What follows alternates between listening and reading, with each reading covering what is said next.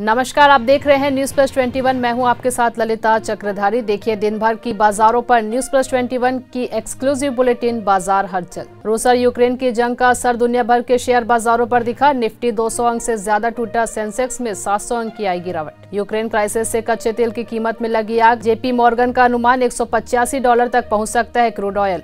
Chip shortage से auto sector तबाह। फरवरी में पैसेंजर व्हीकल की बिक्री में 8% तक आई गिरावट। एफपीआई की हिस्सेदारी 2% घटकर $654 बिलियन पहुंची। घरेलू निवेशकों ने अक्टूबर से अब तक 1.38 लाख करोड़ खरीदे। जेट एयरवेज में नई नियुक्ति। एयरलाइन ने संजीव कपूर को सीईओ अपॉइंट किया। स्पाइस जेट और विस्तारा से भी बड़े पद पर रह चुके हैं। वोडा आइडिया का फंड रेंजिंग प्लान। कर्ज में डूबी कंपनी 14,500 करोड़ रुपए जुटाएगी। प्रमोटर्स को 20% प्रीमियम पर 3.39 अरब शेयर जारी करेगी। इलेक्ट्रिक व्हीकल यूनिट्स लगाने के लिए 2,000 करोड़ रुपए इन्वेस्ट करेगी पिनेकल इंडस्ट्री।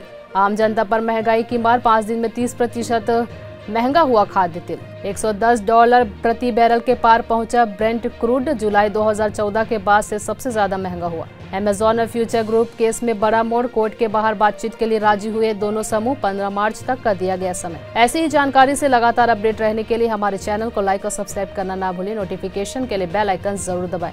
देखते रहिए न्यूज प्लस 21, आपके हक की बात।